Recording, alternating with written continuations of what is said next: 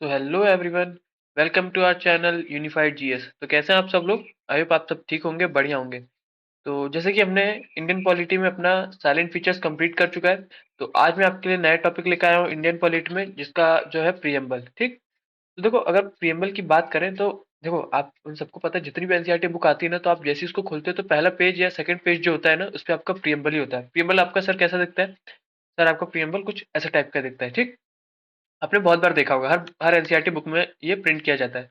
तो sir preamble मतलब है क्या? प्रियम्बल ना, आप ये मानो कि ये पूरे कॉन्स्टिट्यूशन का एक समराइज मैनर में मैनिफेस्ट किया जाता है, मतलब डिस्प्ले किया जाता है। ठीक।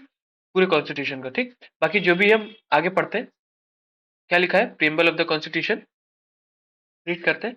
द अमेरिकन, अच्छा हाँ, हमने प्रियम्बल जो कंसेप्ट है वो कहाँ से उठाया? वो हमने उठाया अमेरिकन से, यूएसए से। ठीक। तो पढ़ते हैं। The American constitution was the first to begin with a preamble. Many countries including India follow this practice. The term preamble the term preamble refers to the introduction और प्रीफेस टू द कॉन्स्टिट्यूशन। बात समझ आई? देखो, America पहला था जिसने preamble ये term ये पहला शुरुआत की थी। ठीक। बहुत से कंट्रीज इसे यूज करते हैं, जिसमें से इंडिया भी हमारा एक है। ठीक। प्रियम्बल क्या दर्शाता है? वो एक इंट्रोडक्शन या प्रीफेस का हमारे पूरे संविधान का दर्शाता है। ठीक। इन कंटेन्स द समरी और essence of the constitution. N A Palkhivala जो बहुत एक एमिनेंट फेमस ज्यूरिस्ट थे और कॉन्स्टिट्यूशनल एक्सपर्ट थे, वो प्रियम्बल को क्या कहते थे? वो उसको कहते थे identity card of the constitution. क्या बोलते थे? पूछ सकते हैं, इसे इंपॉर्टेंट तो नहीं, बट फिर भी एन ए पालकीवाला क्या कहते थे? Identity card of the constitution. किसको? प्रियम्बल को सर। ठीक है, आगे पढ़ते हैं। The preamble to the Indian constitution based on the objective resolution. आपने अगर हिस्ट्री पढ़ी होगी तो रिमेंबर शायद 1928 में कि नहीं, 1928 में तो नहीं, सॉरी, वो तो नेहरू रिपोर्ट थी। तो ऑब्जेक्टिव रिजोल्यूशन ना, इसमें भी लगभग वही पॉइंट थे। तो जब हमारा इंडिया आजाद हुआ तब हमने ऑब्जेक्टिव रिजोल्यूशन को ही थोड़ा अमेंडमेंट करके इसको प्रियम्बल में बनाया। ठीक। तो हमारा प्रियम्बल का कंसेप्ट कहाँ से आया? ऑब्जेक्टिव रिजोल्यूशन से। बात समझ आएगी? ठीक।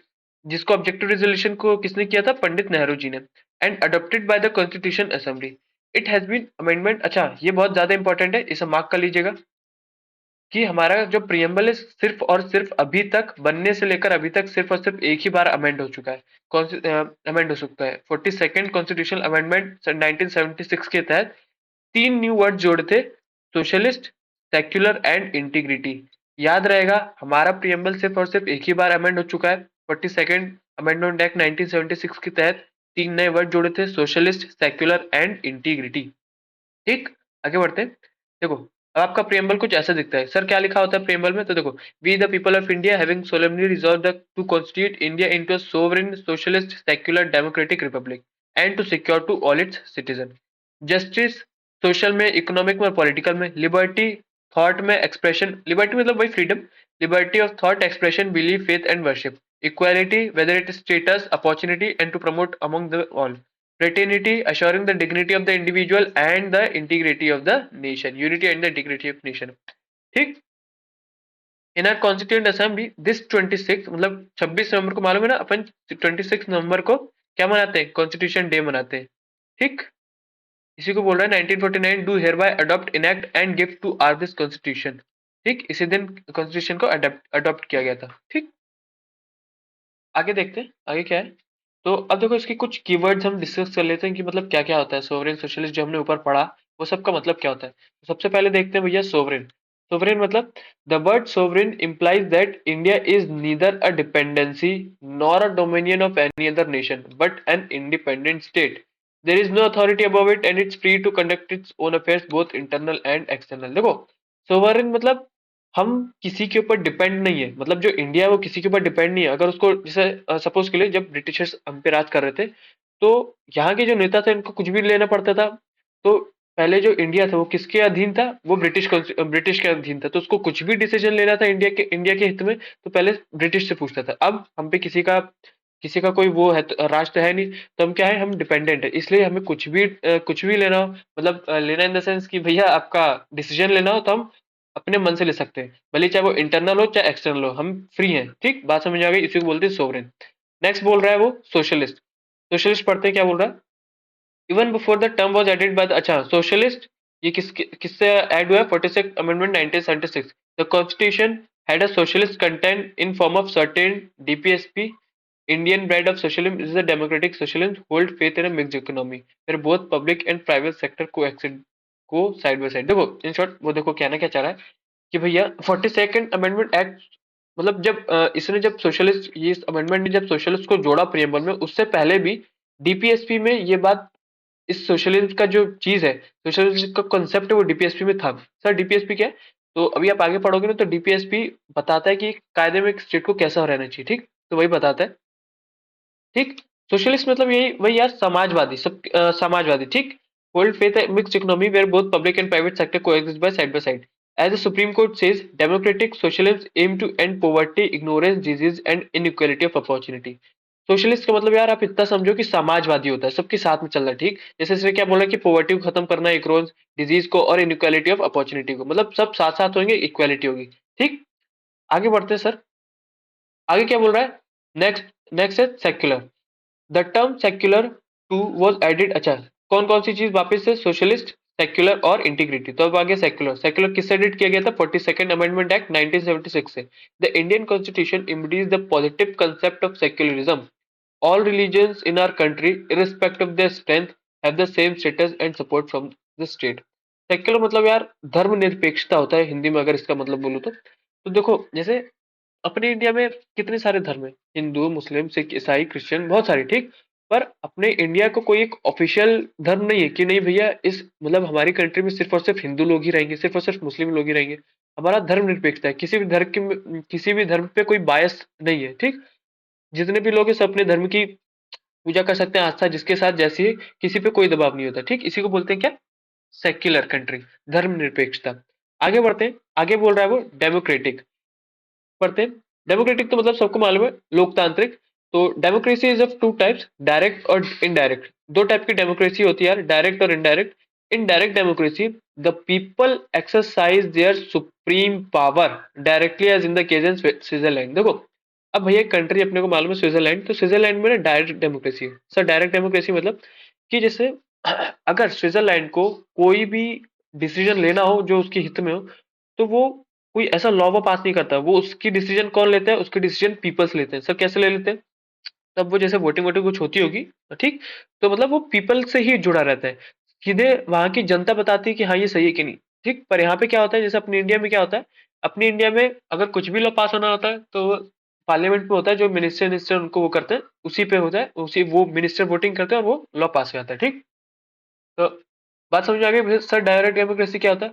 Where is indirect democracy on the other hand, the representative elected by the people. जो पीपल जिन लोग को इलेक्ट करते हैं वो वो गवर्नमेंट बनाते हैं, और वो गवर्नमेंट में जो रहते हैं वो मेक लॉज करते हैं, ठीक। लॉ को क्या करते हैं? मेक करते हैं। बात समझ में आ गई सर? दो टाइप की डेमोक्रेसी, डायरेक्ट और इनडायरेक्ट। डायरेक्ट में पीपल सुप्रीम पावर होती है, और इनडायरेक्ट में जो हम इलेक्ट करते हैं वो जाके लॉ बनाते हैं, ठीक।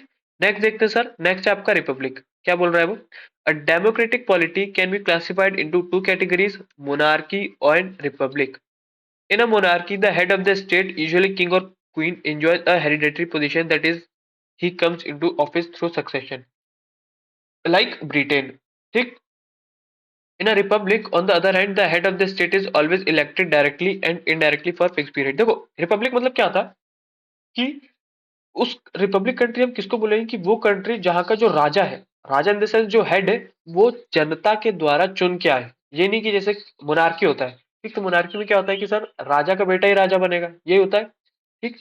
तो वैसा नहीं, उसे रिपब्लिक नहीं बोलते, उसे मोनार्की बोलते हैं। तो हमारे इसमें क्या है कि भैया जो पीएम है वो जनता के द्वारा चुन के जाते हैं, ठीक। तो हमारे इसमें क्या है, ये रिपब्लिक है। बात समझ में आ गई सर? ठीक है, कोई बड़ी चीज नहीं यार, बस समझना है आपको, ठीक। नेक्स्ट बोल रहा है वो, नेक्स्ट है आपका जस्टिस। जस्टिस क्या? जस्टिस मतलब न्याय। The term justice in the preamble embraces three distinct form, social, economic and political, secured through various provision of fundamental rights and DPSP, ठीक। जस्टिस भैया तीन तीन टाइप की, अगर कहें तो तीन टाइप की क्या जस्टिस है? सोशल, इकोनॉमिक एंड पॉलिटिकल, ठीक। जो कि फंडामेंटल राइट्स और डीपीएसपी दोनों में बताई गई है। फंडामेंटल राइट्स किसके लिए होती है सर? फंडामेंटल राइट्स पीपल के लिए, मतलब आम नागरिकों के लिए, और डीपीएसपी एक स्टेट के लिए कि कायदे में एक स्टेट को कैसा रहना चाहिए। अब अगर सर बात करें इकोनॉमिक जस्टिस की, तो इकोनॉमिक जस्टिस क्या बताती है? It denotes the non discrimination between people on the basis of economic factor. It involves the elimination of glaring inequalities in wealth, economic and property. Economic justice मतलब कि आप लोगों में भेदभाव नहीं कर सकते उनकी वेल्थ को लेकर, उनकी इनकम को लेकर और उनकी प्रॉपर्टी को लेकर, ठीक। तो वो इनजस्टिस कहलाएगा, ठीक। इकोनॉमिक जस्टिस क्या है कि आप इनइक्वालिटी नहीं कर सकते, भेदभाव नहीं कर सकते, weather it is wealth, income और प्रॉपर्टी, भले ज्यादा कमाता है, कैसे भी कमाता है, उसके पास कैसी प्रॉपर्टी कम है ज्यादा, उससे आप भेदभाव नहीं कर सकते। फिर बात आती है सर सोशल जस्टिस की। सोशल जस्टिस क्या बताता है? Social justice denotes the equal treatment of all citizen without any social distinction based on caste, colour, race, religion, sex and so on. तो सोशल जस्टिस मतलब भैया कि आप फिर से लोगों में, सिटीजन्स में भेदभाव नहीं कर सकते, मतलब सबको इक्वल ट्रीट करोगे, भले चाहे उसकी कोई सी भी कास्ट हो, उसका कोई सा भी कलर हो, ब्लैक व्हाइट कोई सा मतलब नहीं हो, ठीक। कोई से भी रिलीजन का हो, कोई सा भी मेल हो, फीमेल हो, ट्रांसजेंडर हो, कोई मतलब नहीं, ठीक। तो आप सब में क्या करोगे? इक्वल ट्रीटमेंट करोगे, that's called social justice. Next आता है sir political justice. Political justice implies that all citizens should have equal political rights, equal access to all political office and equal voice in the government. Political justice यार देखो, political justice मतलब इतना समझाना चाह रहा है कि आप सभी को एक पॉलिटिकल राइट्स है कि सर आप पॉलिटिक्स में जा सकते हैं, आप गवर्नमेंट अपनी बना सकते हैं, ठीक। आप वोट मतलब चुनाव लड़ सकते हैं, सबको है, बस एक जो एलिजिबिलिटी होती है उसके ऊपर खड़े उतरने के बाद कि आप 18+ के या दिस जो भी हो, ठीक। तो उसे बोलते हैं पॉलिटिकल जस्टिस। नेक्स्ट आते हैं सर, नेक्स्ट क्या बोलता है? नेक्स्ट है आपका लिबर्टी। लिबर्टी मतलब आजादी। The term liberty means the absence of restraints on the activities of individual. Liberty मतलब कि जो रुकावट बोलो, मतलब रिस्ट्रेंट मतलब वही होता है कि रुकावट on the activities of individual and at the same time providing opportunities for the development of the individual personalities, ठीक। लिबर्टी मतलब इतना यार कि आप किसी को रोकोगे नहीं, सबको आजादी, सबको जो करना चाह रहा है वो सबको आजादी है कि कुछ भी कह सकता है, कुछ भी कर सकता है, ठीक। और साथ ही साथ उसको अपॉर्चुनिटी भी देनी है, इसको हम लिबर्टी बोलते हैं। The preamble secure to all citizen of India liberty of thought, सोचने की, एक्सप्रेशन की, बिलीफ की, फेथ की और वर्शिप की, थ्रू देयर फंडामेंटल राइट्स, ठीक। किसके द्वारा दी गई है लिबर्टी? फंडामेंटल राइट्स के द्वारा, which is enforceable in court of law in case of violation, जो कि लॉ में, कोर्ट में ये चीज लड़ी जा सकती है अगर फंडामेंटल राइट्स वायलेट होता है तो।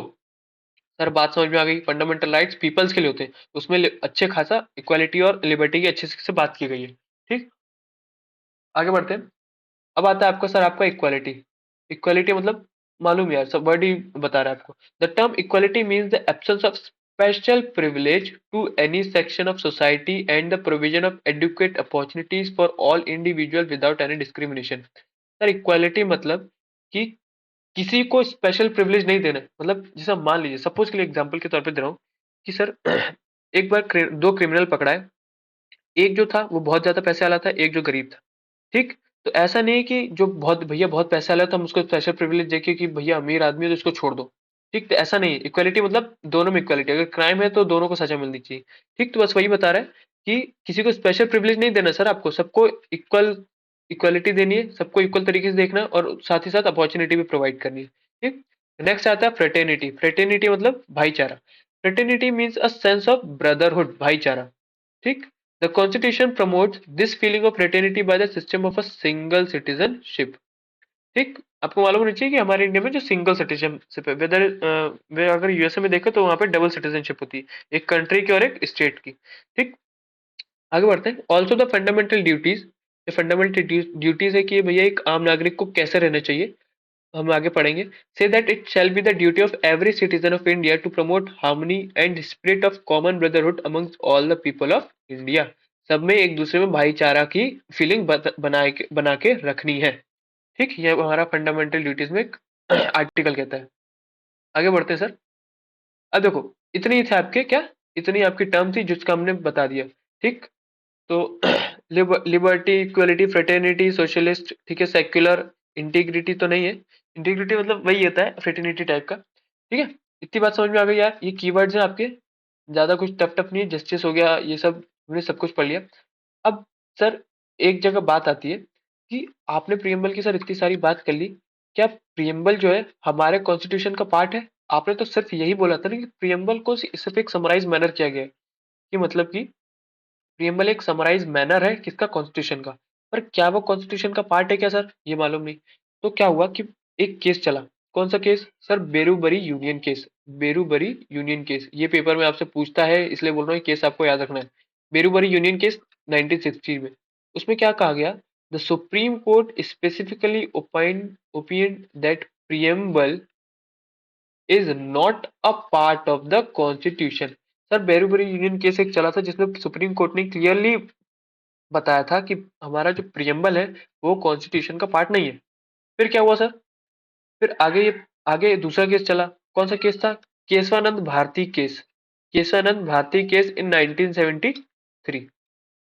ये 17 को छोड़ी थी, 1973। इसमें क्या बोला गया? इसमें सुप्रीम कोर्ट ने पहले वाली जो ओपिनियन थी उसको रिजेक्ट करके कहा कि preamble is a part of the constitution. मतलब जो बेरूबरी यूनियन केस में सुप्रीम कोर्ट ने कहा था कि नहीं भैया प्रियम्बल जो है कॉन्स्टिट्यूशन का पार्ट नहीं है, तो दूसरे केस में केशवानंद भारती केस में सुप्रीम कोर्ट ने बोला कि नहीं भैया प्रियम्बल जो है वो कॉन्स्टिट्यूशन का ही पार्ट है। सर तीसरा केस हुआ। तीसरा केस कौन सा था? LIC इंडिया केस, जो कि 1995 में हुआ था। उसमें क्या कहा गया? उसमें सुप्रीम कोर्ट ने ये बोला कि preamble is an integral part of the constitution. सिर्फ पार्ट ही नहीं, आंतरिक हिस्सा है। किसका? संविधान का। बात समझ में आ गई? इन शॉर्ट इतना समझो कि प्रियम्बल जो है वो कॉन्स्टिट्यूशन का ही पार्ट है। बात समझ में आ गई? ठीक। तो आपका प्रियम्बल जो है इतना ही था। ठीक, और कुछ ज्यादा बड़ी चीज नहीं थी यार इसमें। ठीक है, प्रियम्बल के हमने कीवर्ड्स पढ़ लिए, और जो तीन केस थे, Berubari union case, Kesavananda Bharati case और LIC, वो आपको याद रखना है। एक महान एमिनेंट व्यक्ति थे जिनका नाम थे सर अलादी कृष्ण स्वामी अय्यर। इन्होंने क्या कहा था? व्हाट वी हैड थॉट और ड्रीम फॉर सो लॉन्ग। मतलब जब संविधान बन गया था तो जो हम इतने पहले से सोच रहे थे वो आज पूरा हो गया। ठीक, ये किसके बारे में बोला था? ये जब प्रियम्बल बन के तैयार हो गया था ना, तब इन्होंने बोला था। ठीक। तो आई होप आपको आज की क्लास बहुत अच्छे से समझ में आई होगी, आपने बहुत काफी एंजॉय किया होगा, अंडरस्टैंड होगी आज की क्लास। तो आज की क्लास में यहीं पे खत्म करता हूँ। अगली वीडियो में हम फिर मिलेंगे नए टॉपिक के साथ। तब तक के लिए जय हिंद, जय भारत।